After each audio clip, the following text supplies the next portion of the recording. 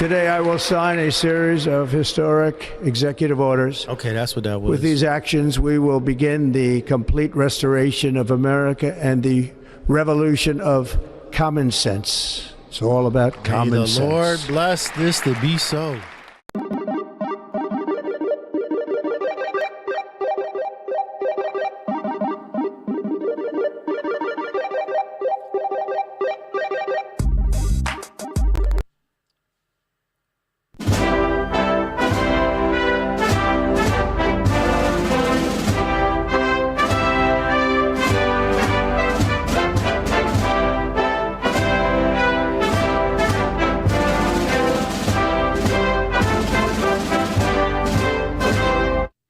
All right, welcome everybody back to another edition of the Manwich Show with your host Rich. But before we get started, let me play my disclaimer.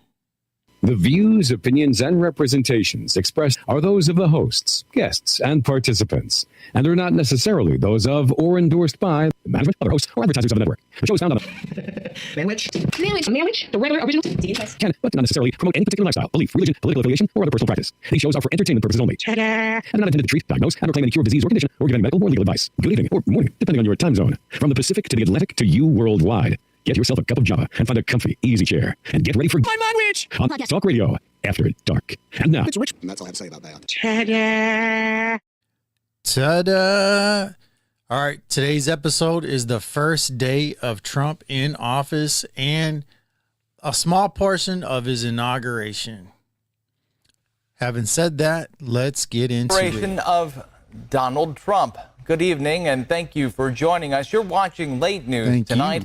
I'm Luke Clary. All right, and Luke, as we take a live look at the White House in Washington, D.C., in less than the Capitol, rather, in Washington, D.C., in less than 24 hours, the United States will have a new president. President-elect Donald Trump returns to the White House with an unconventional indoor swearing-in ceremony because of the frigid temperatures in D.C. He otherwise plans to kick off his second term with a stack of executive actions.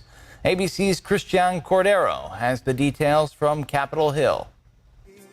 The stage is set for President-elect Donald Trump's return to the White House. After months-long preparations on the National Mall, single-digit temperatures forced Trump's swearing-in ceremony to the Capitol Rotunda. Supporters who made the trip to D.C. will now watch from inside the nearby Capital One Arena. We were coming to the rally anyway, so I'm excited to be able to see him and support. I'm ready to have this world turned around, and it's been a long 4 years, and I'm ready.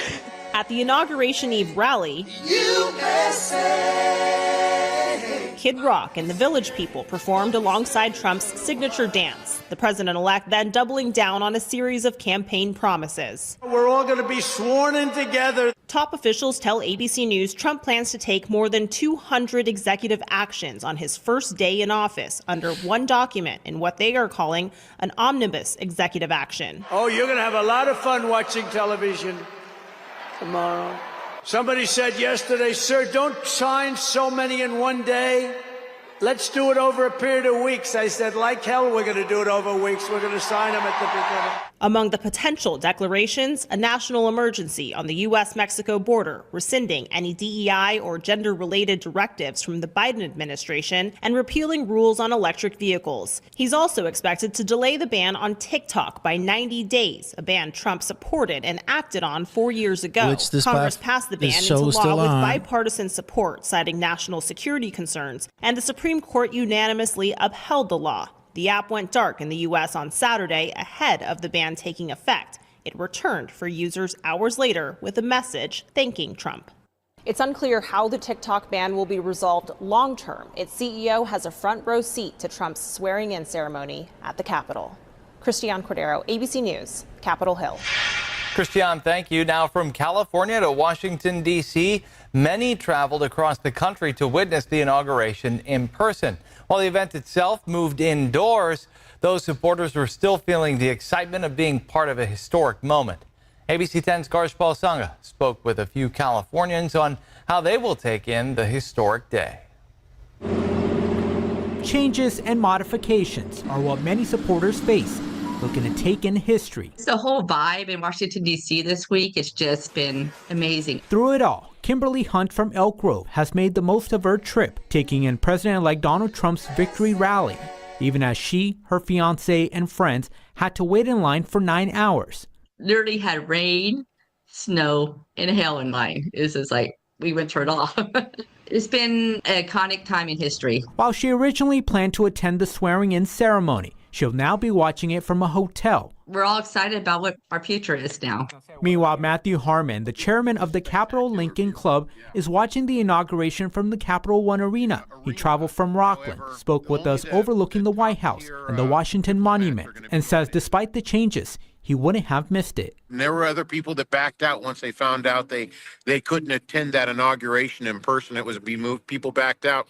I still would have came. Love it. Harmon is optimistic about the future, both for California and the country. Assemblyman Tom Lackey, who was invited by a member of Congress, we're very, very excited to witness, is experiencing his first inauguration in Washington, D.C., as he soaks in the atmosphere and believes the event represents much-needed opportunity for Americans to unite. A lot of difficulties that are surrounding us right now, and we're much stronger and we're much better when we can define ourselves by our common interest. Despite the unexpected changes, many optimistic about taking in a pivotal time in American history. I'm so glad we did it. In a time of division, all three sharing a message of unity, hoping Americans can come together and move forward. Reporting in Sacramento, Garj Paulsunga, ABC 10. Karshpal, thank you. And ABC 10 will have live coverage starting tomorrow of Donald Trump's inauguration. Trump and Vice President-elect J.D. Vance are scheduled to be sworn in at 9 in the morning and then followed by the official farewell for President Biden and Vice President Harris.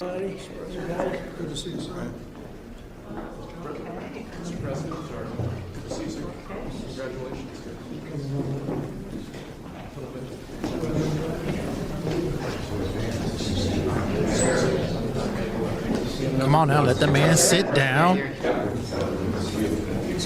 Oh, the man don't want to sit down. He wants to stand up.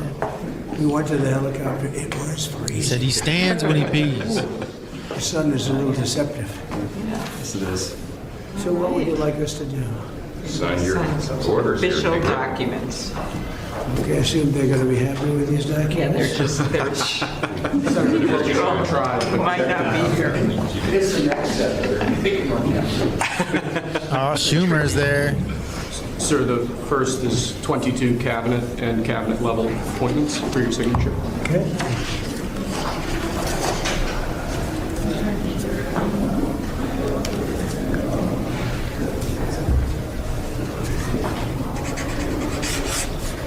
What is he, in fact, signing? Let's go. Rock and roll. Okay. Tell us on the Manwich Show. The next one will be, excuse me. The next one will be 47 sub-cabinet level appointments, sir. But you don't have to sign 47 times.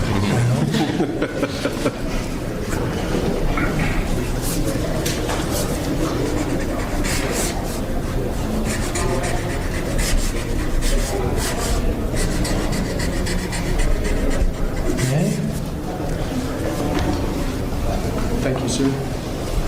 Now 31 acting designations and appointments to effectively take control of the government. Let's do that.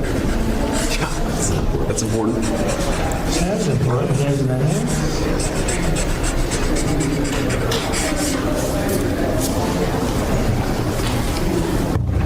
And we have 15 commission chairman and acting chairman appointments.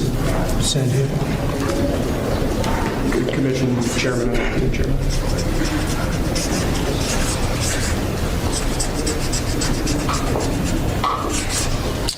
He was number one at Harvard also.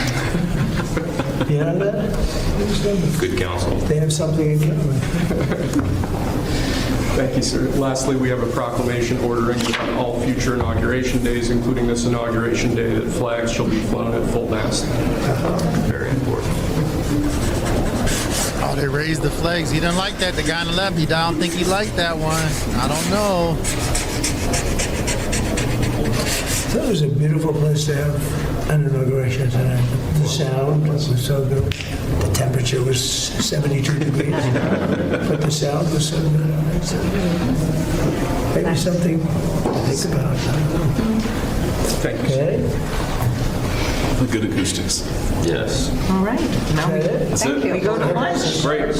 Very Nice good. to meet you. Thank you very much. Here you go. Take that. All right. See you. Thank you. Yes, sir. What's he handing out? Cigars? What are those? Very nice. Pens? Very nice. Beautiful custom. It goes back as long as helicopters. Before that, it was a stagecoach. But it was, I thought it was beautiful. Thank you. Great job. Great job. Thank you. Check. Look how polite he is, man. Come on. Well, I'm not going to discuss it now. I think it was unfortunate that he did that. We won't discuss it now. There's plenty of time to discuss it. Thank you very much, guys. Should we go to lunch? Thank you very much. Okay. Okay. Head to lunch. Ready for lunch? Okay. Thank you. All right.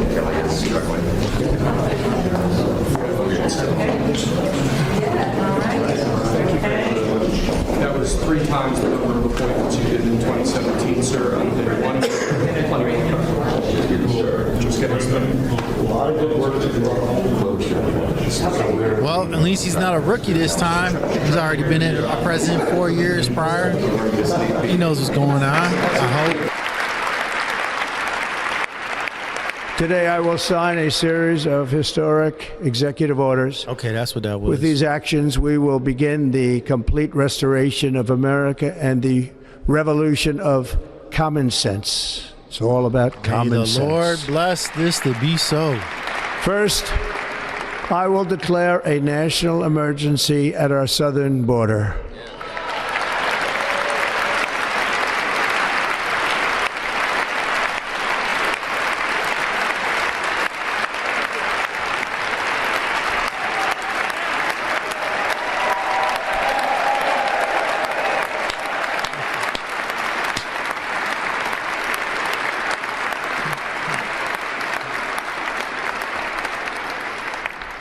All illegal entry will immediately be halted, and we will begin the process of returning millions and millions of criminal aliens back to the places from which they came.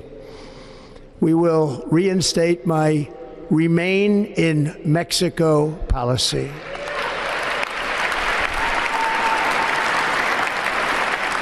I will end the practice of catch and release.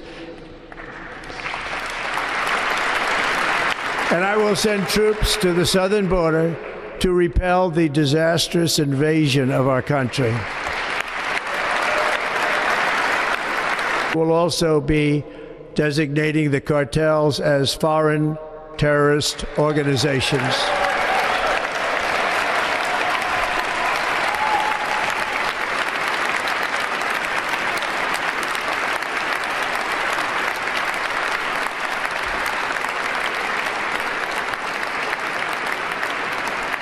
And by invoking the Alien Enemies Act of 1798, I will direct our government to use the full and immense power of federal and state law enforcement to eliminate the presence of all foreign gangs and criminal networks, bringing devastating crime to U.S. soil, including our cities and inner cities.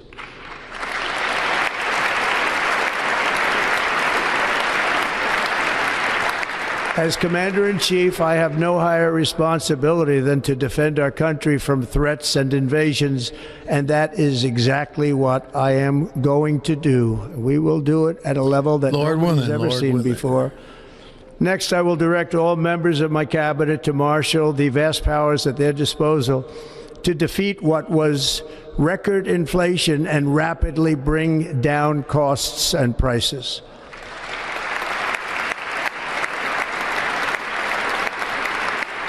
The inflation crisis was caused by massive overspending and escalating energy prices, and that is why today I will also declare a national energy emergency. We will drill, baby, drill.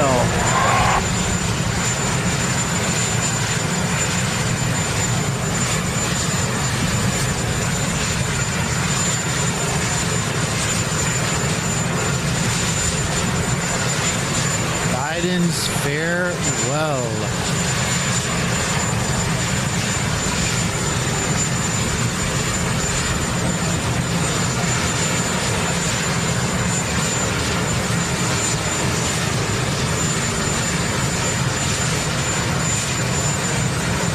Now, if you notice, Kamala Harris's husband, he was upset when Obama was talking with Trump, but it shows that here that he don't have any grudges against Trump personally. He's upset with the Democratic Party because my opinion is that he feels that they betrayed his wife, that they set Kamala Harris up for failure. When you look at the campaign trail that she had, I mean, that was for the 20th and 21st century, that was the worst presidential campaign trail for candidate running for office. Horrible. But I'm a Trumper, so it is what it is. So I wouldn't have wanted her to be president. You need somebody strong.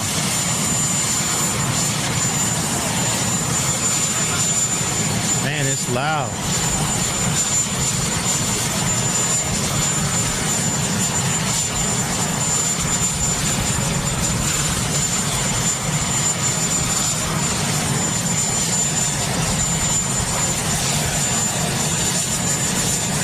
So there you have it for his first day sworn in office. He's going to fix the border.